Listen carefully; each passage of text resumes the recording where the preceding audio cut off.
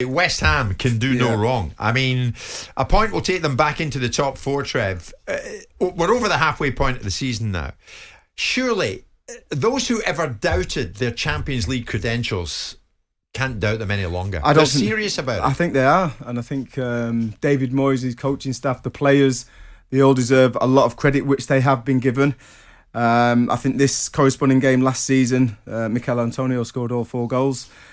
They're a good side. You know, they've got good players, they're fit, they're well coached, they've got a fantastic team spirit, and that comes from the manager, the culture in which he sets out for the players.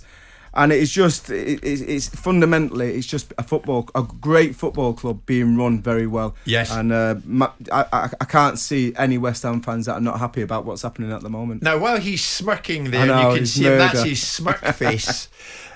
We spoke last week, Simon, about contenders, Champions League contenders, as things stand. Yes. And I think on your little list, West Ham didn't feature. They do not, no. They didn't then, but do they now? No. I think they're a very good side. I think David Moyes is an outstanding manager. I think the management team behind him with Stuart Pearce and if Alan Irvine's still there and Kevin Nolan and everyone else they've done a great job. I think the owners have held the line now and they've got a new investor in the club which gives them breathing space so they can make less of the mistakes they've made previously. Yeah. I think everything's rosy in the garden. I just don't think they've got the legs to get into the top 4. I think they'll be close, but I don't think they'll get in the top 4. And I think the benchmark will be January 22nd. Let's see how they go against Man United, who are poor at this moment in time, who are a rival for that 4th spot, and we'll see. We'll see what they do. They'll beat Norwich tonight because Norwich are rubbish, like I've just said. Right?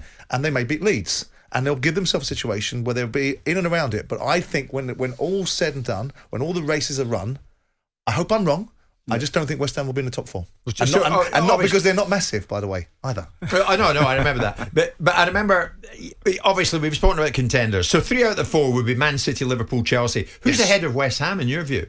I think that you'll find the triumvirate of Arsenal, Tottenham and Manchester United will supersede them. I just think that they've got more quality. They've got more depth, and there might be an argument that Arsenal and Tottenham cannot argue, but I think maybe Conte will get his way and they'll get some more strength. I think Arsenal are building on some momentum, and I think United, like I said, are going to go through the pain barrier. They're going to go through this dragon lag effect of the new regime, dragging them down a little bit in the short term, but pulling them up in the longer term.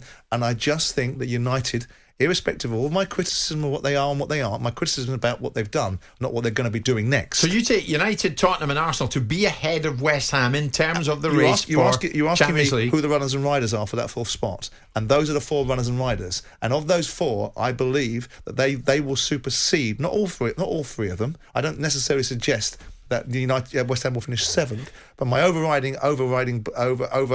belief, overwhelming, overzealous. I mean, you said they missed out last season. They missed out by 2 points, but they missed out. They're getting close to the now. They missed out. And I think you just added them to your. He might be right. I mean, listen, Simon might be right. Thank you. I don't think that would be a terrible season for West Ham. It's just the way they've started. They've had a little bit of a blip, got back to winning ways. I feel they need to strengthen, and this is a great opportunity. They need more. I think West Ham fans are crying out for a striker, a little bit more strength and depth in the back, and to keep Declan Rice. Now, if they do more, Jimbo, and they do more, and they go and buy some players, that's something different. But as we know, your little mates were spinning a yarn yesterday about how they're not going to sell Declan Rice as a deflection from what they're actually not going to buy, because that looks like good news. We're not selling Declan Rice. Well, who said you were in this January window? Definitely not selling him for no price, not even 200 million quid. But who said you were in this window? But what about who are you buying? That question. Who are you buying then? That we're not hearing that. If they do invest some money, then you might have a different set of circumstances. But they have to invest some decent money. So as it stands, you don't think they'll finish in the top 4? As it stands, I don't think they will.